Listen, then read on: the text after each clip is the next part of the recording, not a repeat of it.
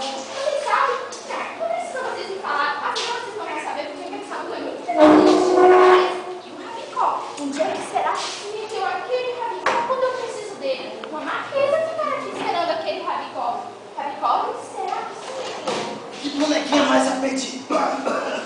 Quer dizer, que bonequinha mais linda! Olha só. Com certeza, quando o Monteiro Lobato te fez, ele disse para você não conversar com estranhos. Mas pode confiar em mim.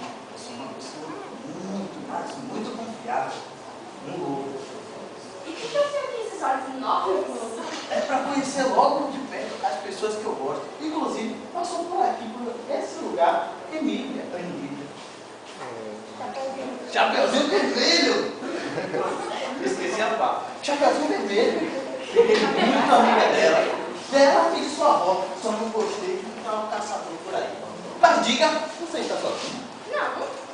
Não, ela não está sozinha. Ela tem um gato de botas. Pixangue, rapaz! O Pixangue veio enfrentar? Eu já enfrentei caçador. Não vou enfrentar um gato de botas.